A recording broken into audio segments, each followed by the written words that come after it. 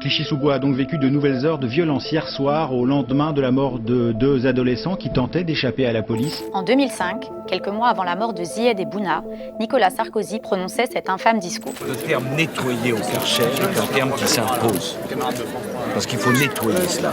Moi, j'étais prof dans l'école primaire où il a tenu cette conférence de presse. Lorsque les révoltes commencent quelques mois plus tard et provoquent la panique jusqu'au plus haut sommet de l'État, moi j'avais ces mots bien en tête. Aujourd'hui, 20 ans plus tard, Sarkozy dort en prison. Sarkozy!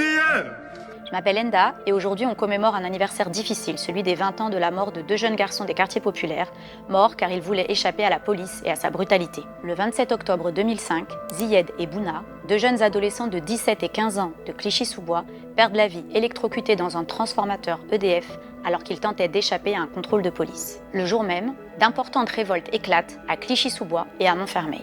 En quelques jours, les révoltes s'étendent à toute la France et près de 300 quartiers s'embrasent à Lyon, Toulouse, Lille, Nantes ou encore Bordeaux.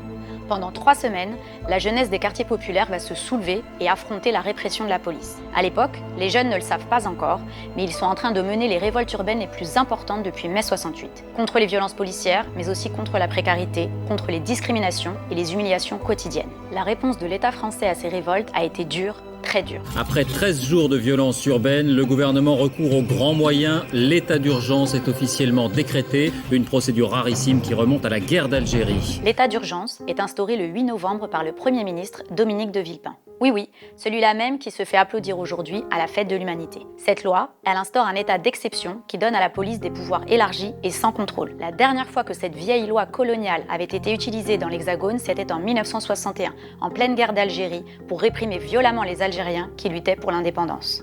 Mais en 2005, il y a un homme politique qui cristallise alors la colère des jeunes des quartiers. C'est le ministre de l'Intérieur de l'époque, qui n'est autre qu'un certain Nicolas Sarkozy. Le premier flic de France commence déjà sa campagne présidentielle ultra-droitière pour 2007. Il multiplie les déclarations martiales, sécuritaires et racistes. Quelques mois en arrière, en juin 2005, à la Cité des 4000 à La Courneuve, Sarkozy promettait de nettoyer les banlieues au Karcher après la mort par balle d'un élève de CM2 de l'école où j'enseignais.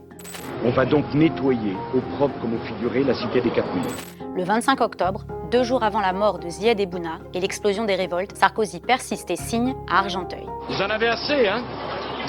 Vous avez assez de cette bande de racailles. On va vous en débarrasser. Ironie du sort, 20 ans plus tard, celui qui prônait la tolérance zéro contre les classes populaires est aujourd'hui derrière les barreaux. Cette répression, elle s'accompagne d'une propagande médiatique et politique qui cherche à délégitimer la colère de la jeunesse des banlieues. Les directions du mouvement ouvrier et de la gauche institutionnelle, incarnées par le Parti socialiste et le PCF, s'adaptent à ce discours ambiant et se désolidarisent très vite de la jeunesse en lutte. Ils vont même jusqu'à dénoncer la violence et les incivilités. Résultat, les jeunes se retrouvent isolés et la révolte s'éteint le 16 novembre. 10 ans après, en 2015, les 2 policiers qui poursuivaient Zied et Bouna sont relaxés.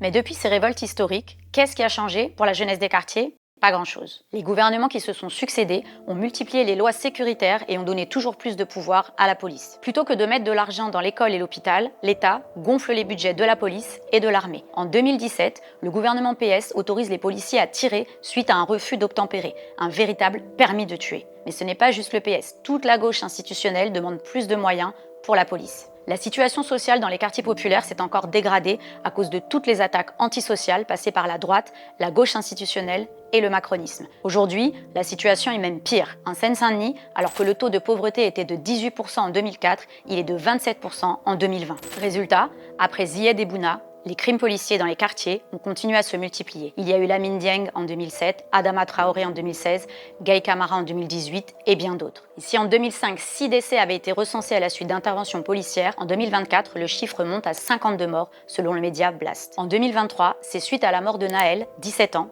que de nouvelles révoltes se déclenchent dont l'ampleur dépasse même celle de 2005. La jeunesse qui cherche à obtenir justice se fait durement réprimer et un dispositif policier, colonial et militaire inédit est déployé dans toute la France. Mais encore une fois, le policier qui a tué Naël s'en sort en toute impunité et va même toucher de l'argent d'une cagnotte de soutien organisée par l'extrême droite. Macron aujourd'hui, comme Sarkozy hier, apporte son soutien total à l'institution policière et à ses crimes racistes. Il essaye de rivaliser avec l'extrême droite à la fois dans sa rhétorique, mais aussi dans la radicalité de mesures et de dispositifs sécuritaires. Aujourd'hui, plus que jamais, il y a urgence à se solidariser avec cette jeunesse des quartiers qui relève la tête et qui s'est soulevée en 2005 et en 2023 contre les violences policières. Organisons-nous en toute indépendance de l'État et de ses institutions pour exiger le retrait de toutes les lois sécuritaires et racistes qui donnent un permis de tuer à la police, le désarmement de la police municipale et la dissolution de la BAC et de tous les corps spéciaux. Il faut aussi exiger un programme d'urgence pour les quartiers populaires, pour des moyens massifs dans l'éducation et la santé, pas pour la police et l'armée. Mais surtout, en ces 20 ans de commémoration, pour toutes les victimes de violences policières ainsi que leurs familles, exigeons vérité et justice. On n'oublie pas, on pardonne pas. On n'oublie pas, on pardonne pas.